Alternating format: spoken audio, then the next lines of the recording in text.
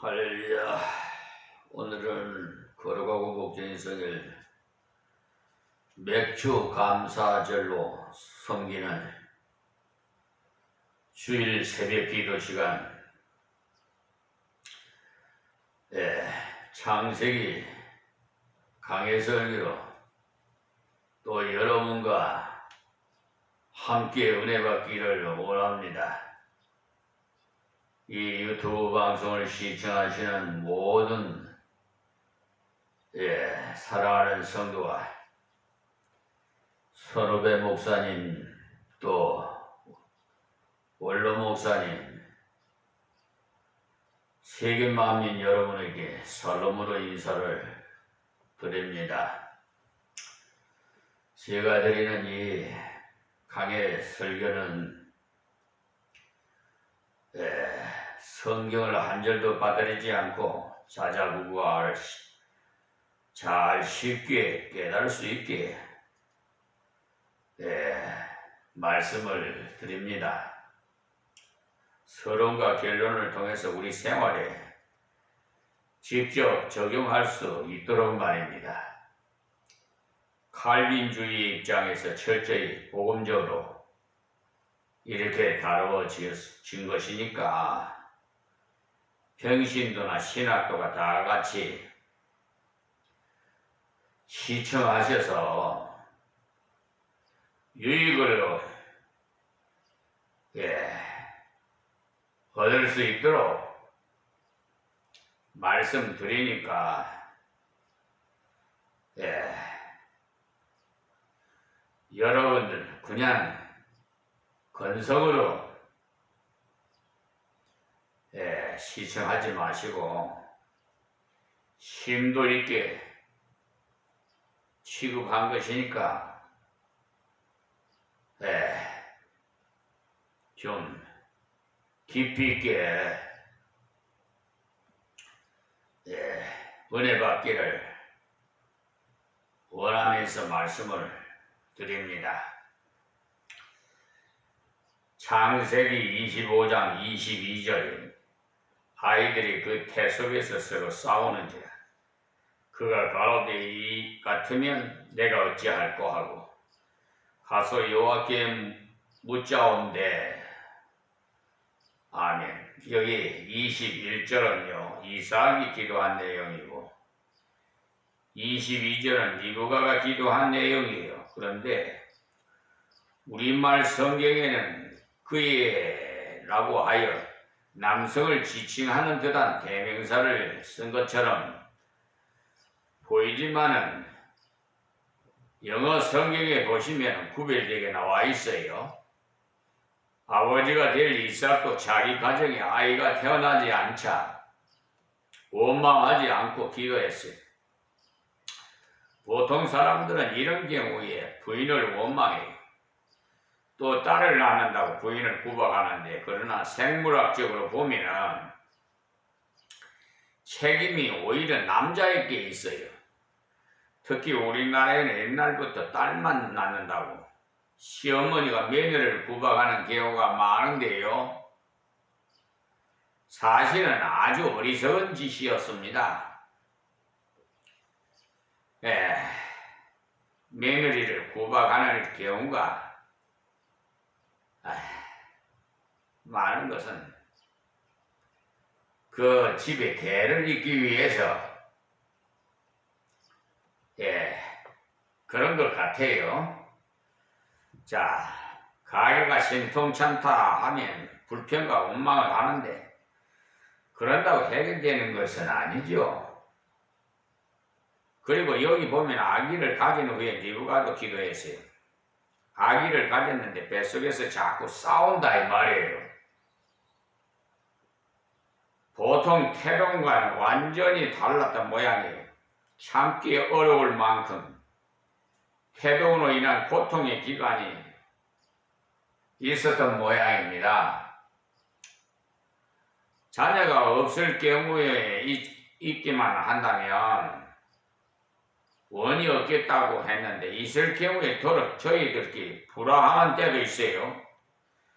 하나님께서 약속의 자녀를 주셨는데 육신의 자녀도 같이 있었다는 말이에요. 그래서 그것이 고통이라 인간이 어찌할 수 없는 일이라 하나님께 기도했어요. 왜 이런 고통이 왔어요? 여성들에게? 사실 창세기 보면 하나님의 법칙에 그러니까 에덴동산에서 선악과를 따먹지 말아야 되는데 마귀 사탄이 그 뱀이 살며시 하와에게 다가와서 꼬이는 바람에 그냥 선악과를 보니까 먹음직도 하고 보암직도 하고 탐스럽기도 하고 그냥 뚝 따서 먹었잖아요. 너도 하나님 된다고 그러니까. 마귀 사탄들은 이렇게 거짓말을 잘해. 그래서 거짓말은 귀신의 앱이라고 했어요. 그래서 하나님께서 정령 죽으리라 하니 우리가 죽습니다. 그리고 여인에게는 사는 게 고통을 주고요. 남성에게는 이마에 땀이 흘러야 되고요. 또 뱀에게는 평생 땅에 기어다니게끔 흙을 먹고 살게끔 그렇게 기록이 되어 있어요. 그러니까 어찌할 수 없어요. 다 불평불만할 것이 아니라 내 탓이다, 내 잘못이다 이렇게 생각하면은 불평불만이 나올 수가 없어요. 은혜를 입을수록 육적인 것과 신령한 것이 싸워요. 그래서 예수님께서 내가 온 것이 화평을 주려 온 것이 아니라 금을 주려 왔다고 하셨잖아요. 복음이 들어가는 곳마다 투쟁이 있어요. 리브가는 고통을 참고만 있지 않고 하나님께 가지고 나갔어요. 우리가 무슨 일을 참되 하나님께 가지고 가서 참아야 해요. 하나님께 구하면서 참아야 적극적인 처방이 되겠습니다. 그래서 리브가는 그의 고통을 하나님께 가지고 갔어요. 하나님, 아이들이 이렇게 싸우니까 어떻게 하겠습니까? 물었어요. 그러니까 우리는 자녀의 출생, 성장, 그 모든 것을 다 하나님께 기도해야 돼요. 인간이 태어나고 성장하면서 올바르게 되는 것은요, 인간의 노력만으로 되는 것 아닙니다.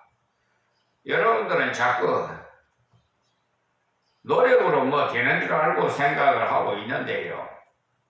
하나님 은혜 없이는 온전히 되는 것이 하나도 없어요. 여러분 가정의 자녀들이 말씀 없이 잘 자랐거들랑 하나님의 큰 은혜인 줄 알고 감사하십시오. 오늘은 매주 감사주일이니까 감사 많이 하십시오. 오늘만 그럴 게 아니라 날마다 감사하는 생활을 해야 됩니다. 하나님께서 리브가의 기도를 들으시고 계시의 말씀을 주셨어요. 아무리 큰 고통이 있어도 하나님의 계시를 깨달으시면 그 고통을 영광스럽게 견딜 수 있게 해요. 여러분들도 고통스러운 문제에 부딪혀 기도했더니 하나님 말씀이 깨달아져 보십시오. 넉넉히 이기면서 나갈 수 있지.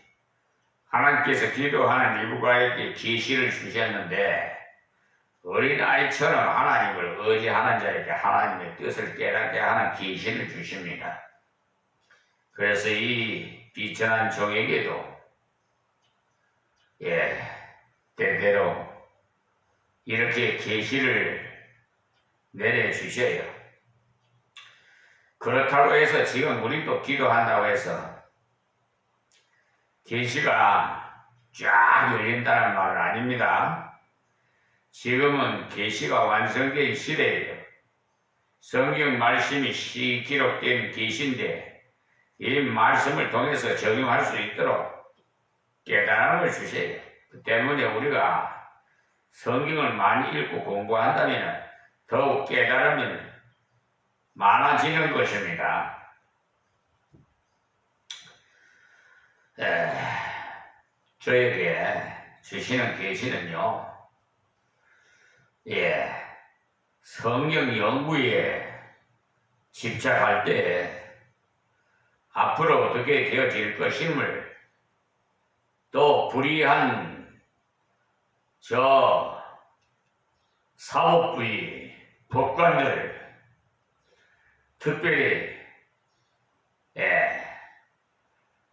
사법경찰들, 그런 들에게 칼자루를 들고 있는 자들, 또 기득권 세력들, 대통령을 비롯해서 모든 장차관들, 위정자들, 모든 분들이 그런 문에 대해서 계시를 내려주세요.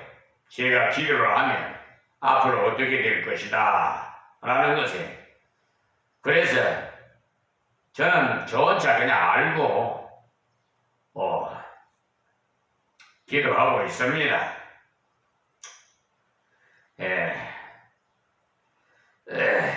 자, 23절 한번 볼까요? 여호와께서 그에게 이르시되 두 국민이 네 태중에 있구나. 두 민족이 네 복중에 서부터 나누어 이르라. 그러니까 첫째, 두 국민이 있다는 말은 두 아들이 다 번성한다는 말이에요. 나이 많아서 아이를 가졌는데 그 아이들이 태어나서 번성하겠다는 말이에요. 하나님께서 분명히 큰 은혜인 복의 근원은 이삭의 계통에서 있겠다고 약속했어요. 그 약속이 성취되어 가는 증거로서 두 국민이 되어서 창대하겠다는 말입니다. 그런데 두 국민이라고 하시는 것은 그들이 나누어지고 완전히 다른 민족같이 되어서 도저히 연합할 수 없다는 거예요. 육신적인 사람과 하나님의 사람은 연합할 수 없어요. 기름과 물이 웅화되지 못하는 것과 같이 비진리와 진리는요, 웅화되지도 못하고 또 육적인 것과 영적인 것이 웅화되지 못합니다. 그래서 우리는 영적인 목회를 해야 돼요. 하나님께서 목회는 하십니다. 그러나 우리는 받들어서 도구뿐이 아닙니다. 그걸 아시고, 내가 했어도 내가 한 것이 아니에요. 하나님이 하시는 거니까. 그래서 하나하나 기도하면은 모든 지혜를 주셔서 모르는 것도 깨닫게 해주셔서, 저 법대도 안 나온 저를 내 법에 대해 수천 수만 개 되는 법, 또 규칙, 무슨 판례랄까, 하여튼 저도 깜짝깜짝 놀래요. 제가 꼬집어 보기도 합니다. 제가 맞나? 이렇게 그럴 정도입니다. 그래, 하나님을 바르게 만났느냐가 인생을 결정하는 것임을 알고요, 일찍이 신앙교육을 해야 합니다. 리브가도 이 말씀을 깊이 간직하고 있었다면 이 두 아들이 자라나서 이삭이 하나님의 복을 빌려고 할 때 거짓말을 하지 않았을 것이에요. 그런데 이렇게 그녀는 자기 노력으로 이 말씀을 이루려고 했어요. 하나님께서 말씀하신 것은 하나님 반드시 합당한 때에 이루셔요. 그것을 반드시 알아야 돼요. 그런데 내 뜻대로 인간 노력으로 하다 보니 사고를 쳐요. 큰 자가 어린 자를 섬기리라.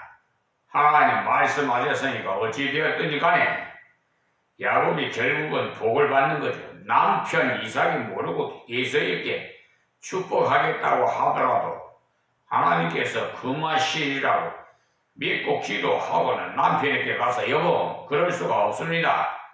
하나님께서 큰 자가 어린 자를 섬기리라고 하셨으니 야곱을 불러서 복을 빌어야지. 에서에게 복을 빌면 하나님이 말씀을 대적하는 행동입니다 하면서 듣든지 아니 듣든지 충고의 말을 해야 합니다. 리브가가 말했는데도 듣지 않는다면 이삭의 책임이죠. 그런데 속에서 염소털을 손에다 두르고 하니까 엉뚱한 행동을 한 거예요. 하나님께서 말씀하신 것은 반드시 하나님께서 뜻대로 정당하게 이루시 사람의 불법적인 재주로 이루지 않습니다. 이 족속이 저 족속보다 강하겠고 큰 자는 어린 자를 섬기리라 하셨더라. 결국은 예수가 야곱을 섬기는 자가 된다는 말씀이에요. 그런데 여기 태어나서 자라는 동안은 정반대. 예수는 털이 숭숭 나서 붉고 남성다웠어요. 야곱은 매끈매끈한 사람이라서 약간 여성적인 성품을 가진 남자라고. 예수는 야곱의 비교가 안 될 만큼 예수가 앞서 보이 왜 그렇게 하시느냐 하면 하나님께서는 약한 자를 들어서 강한 자를 부끄럽게 하세요.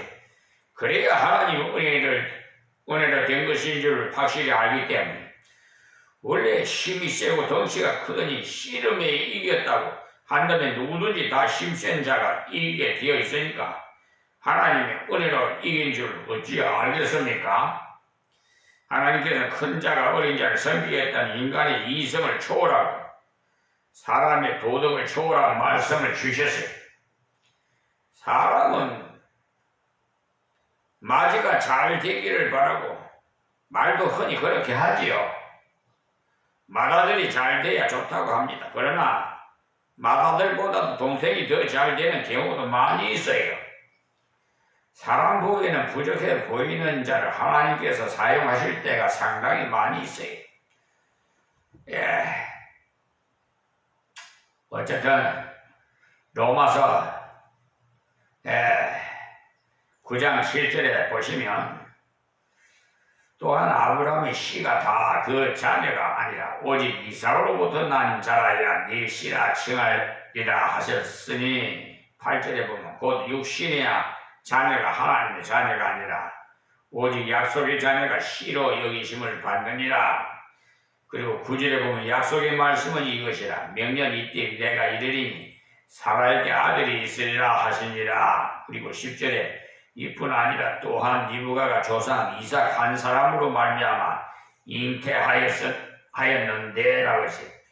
그러니까 이 아브라함은 하갈을 취하여서도 아들을 낳았고 사라를 태해서도 아들을 낳았고 하였지만 이삭 한 사람으로 말미암아라고 한 말은 어머니 하나 아버지 하나라는 말이에요. 11절은 그 자식들이 아주 나지도 아니하고 무슨 선이나 악을 행하지 아니한 때에 택하심을 따라 되는 하나님의 뜻이 행위로 말미암아 않고 오직 부르시는 이에게로 말미암아 서게 하려 하사 그랬어요. 이 때문에 부르심이란 말씀이 얼마나 중요한가를 알아야 됩니다. 하나님의 택하심으로 되는 것을 말해요. 12절에 리브가에게 이르되 큰 자가 어린 자를 섬기리라 하셨나니 13절에 기록된 바 내가 야곱을 사랑하고 에서는 미워하였다 하심과 같으리라 했어요. 우리가 하나님을 믿게 된 것이 하나님의 특별한 종을 입은 것입니다. 육신적으로 볼 때는 맏아들이 남성다운 면으로는 에서가 훨씬 훌륭해 보여요. 그런데 에서는 버림을 받고 야곱은 하나님의 택함을 받아요. 이 사실을 출생하기 전에 하나님께서 가르쳐 주셨는데 그 이유는 양육할 때 항상 그 말씀을 기억하면서 바르게 양육하라고 주셨어요. 그 때문에 부모님들은 잠언을 많이 읽어보시는 것이 좋습니다. 잠언에는 하나님이 원하시는 그런 자녀 교육 방법이 다 나와 있어요. 그 말씀대로 자녀를 양육하면 낭만하지도 않고 교만하지도 않고 진지하게 자녀 교육을 시킬 수가 있습니다. 공부를 좀 못한다고 구박하지도 마시고 또 좀 잘한다고 해서 마음이 붕 뜨지도 말아야 돼. 자식은 내 것이 아니에요. 여러분 오해하지 마세요. 착각하지 마시고 다 하나님이 맡기신 선물이에요. 내 것이라고 여기면 내 마음대로 하려고 하기 때문에 괴로움이 많아요. 그런데 요새 보면 자녀들을 자기 마음대로 무슨 하나님께서 다 길을 열어주셨는데 그 육신적으로 그냥 저 아들이 어디를 법대를 나와야 된다는 둥 대통령감이라는 둥 길을 정치학을 공부해야 된다는 둥 하지만 다 하나님은요 길이를 하나님이 선택해 놨어요 이미. 그러니까 에브라임에게 일찍 하나님 계시를 보여주신 것은 하나님의 뜻대로 키우라는 것입니다. 다음 24절에 그 해산기한이 찬즉 태에 쌍둥이가 있었는데 그래 정상적으로 10달이 다 지나서 출생하는데 한꺼번에 두 아들을 주셨어요. 이삭은 자녀 하나 주실 것도 기도했지만 하나님께서는 자녀 둘을 주셨어요. 보십시오. 우리가 하나를 구할 때 둘도 주고 셋도 주고 넷도 주고 더 좋은 것을 주셔요. 리브가에게 쌍둥이가 태어난다는 것을 가르쳐 주셨어요. 이때 쌍둥이 가졌다는 것을 처음부터 알게 된 것이 아닙니다. 그 당시에 산부인과가 있었던 것도 아닌데 아기를 갖고 보니까 태동이 너무 이상해서 기도했더니 하나님의 계시로 쌍둥이 가졌음을 알게 하셨어요. 그런데 실제로 쌍둥이가 태어났으니 계시 말씀대로 이루어졌다는 말씀이지요. 자 25절에 먼저 나온 자는 붉고 전신이 갑옷 같아서요. 갓옷 같아서 갓옷이란 털을 갖다는 말로서 몸에 털이 숭숭 많이 났더라는 것을 말하는 겁니다. 이름을 예서라 하였고 예서라는 말 뜻이 털사람이며 털이 많은 털사람이라는 말인데 의역하면은 다 큰 아이 같다는 뜻도 있습니다. 우리나라 사람들도 흔히 튼튼한 아기를 보면은 장군이다 또는 장군감이라고 하듯이 둘째보다도 확실히 달랐다는 말이에요. 태어날 때부터 기질적으로 불구스름해갖고 튼튼하게 생겼다는 말이에요.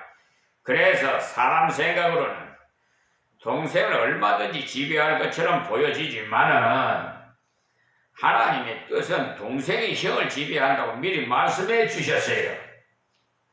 하나님께서 미리 말씀해 주신 까닭은 믿음으로 자식을 바라보라고 가르쳐 주신 거예요.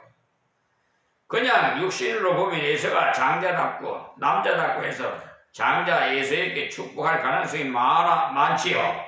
그리고 동생에게 축복할 가능성이 적다는 겁니다. 그래서 일찍 큰 자가 어린 자를 섬긴다고 말씀해 주신 것입니다. 자 26절 후에 나온 아우는 손으로 에서의 발꿈치를 잡았으므로 그 이름을 야곱이라 하였으며 참 희한한 일 다 보지. 태의 남에서 형이 발꿈치를 잡고 나오니 욕심도 많구나. 먼저 나오려면 그랬나? 해서 이름을 야곱이라 했으니 좀 웃기는 이름이지요. 저도 이렇게 웃지 않아요. 웃음이 안 나올 수가 없어요. 야곱은 발꿈치를 잡았다는 뜻이지만 의역을 하면은 약탈자, 깍쟁이 그런 뜻이 되는 것입니다. 이름 그대로 됐어요. 어릴 적부터 지나가는 말이라도 형한테 기어오르려고 하는구나. 형을 까먹을 놈이다. 자꾸 그래 보십시오. 그렇게 되는 수가 많아요. 깍쟁이 하고 자꾸 불러봐요. 그렇게 자꾸 부르면 마음에 작용을 많이 해요. 세대가 되어가지고 말이에요. 야곱이 자라나서 하는 것을 봐요. 파죽 한 그릇 장자의 명분을 사버린다든지 속에 가면서 아버지 축복을 받는다든지 외손촌 집에서 양을 자기 것으로 만들기 위한 과정이라든지 야곱이 나무 껍질을 까고 어쩌고 하였기에 자기 양이 많아진 것은 아닙니다. 하나님이 주셨기 때문이지요. 나중에 상세하게 설명드리겠습니다만 어쨌든 간에 야곱은 그런 아주 괴사가 심했어요. 교묘하게 속임수를 많이 썼어요. 이름 그대로 행동했습니다. 그러니 이름을 좀 고상하게 지으면 좋겠습니다. 순종이라든지 정직이라든지 깍쟁이요 약탈자라는 의미의 야곱의 이름을 하나님께서 바꿔주셨어요. 아주 멋있는 이름을 바꿔주셨는데 사람은 야곱으로 태어나도 하나님께서는 이스라엘을 만드신다는 것을 알 때 누구나 희망을 가지십시오. 자녀를 키워보면 성격이 특별한 경우가 있어요. 그럴 때 성질대로 성격대로라고 낭망하지 마시고 하나님께 이스라엘이 되게 해달라고 기도하십시오. 리브가가 그들을 낳을 때 이삭이 60세였더라. 나이를 기록해 두신 까닭이 이삭이 그만큼 믿음으로 기다렸다는 것을 말해주는 것입니다. 여기까지의 말씀을 보면 하나님의 뜻을 따라 살아갈 때도 우리가 가정의 자녀 문제, 자녀 교육 문제 여러 가지 문제가 부딪힌다는 사실을 알아야 돼요. 믿음으로 살아간다고 해서 아무 어려움이 없이 일이 척척 가기만 하는 것이 아닙니다. 믿음으로 살아갈 때도 많은 문제가 생겨요. 그럴 때마다 하나님께로 나가면 하나님께서 하시는 체험과 또 기회가 돼요. 문제가 복잡하다고 하면 원망 불평하면 문제에 내가 사로잡힌 것이 되어버려요. 그러나 하나님께 기도하면 문제가 해결됨을 통해서 깊은 체험을 얻게 됩니다.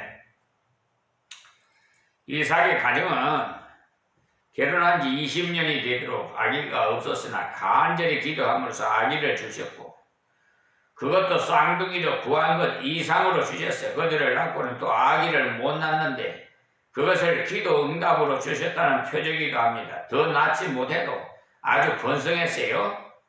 아기를 달라고 기도한 것은 강구입니다. 왜 강구냐? 하나님께서 주신다고 약속하시기 때문에 아브라함에게 이삭으로부터 자녀 주시도록 약속되어 있기 때문에 그 약속을 붙잡고 기도했는데 그것이 강구입니다. 하나님의 뜻을 알고 그 뜻을 이루시기를 간청하는 것, 그것이 강구 기도예요. 여러분들이 강구를 많이 하는 사람이 되려면 하나님의 뜻을 알기 위해서 성경을 많이 연구해야 돼요. 그 다음에 리브가가 태중에 있는 아기를 위해서 드린 내용이 바로 기도입니다. 기도는 하나님과 의논하는 것이요. 즉 상담하는 의미가 제일 많아요. 이 같으면 어찌하겠습니까? 이렇게 생활 속에서 어려움이 부딪혀서 하나님의 뜻을 모를 때도 하나님께서 뜻을 밝혀주시기를 기도해야 돼요. 그러니까 리브가의 기도는 하나님의 뜻을 알기 위한 기도였어요.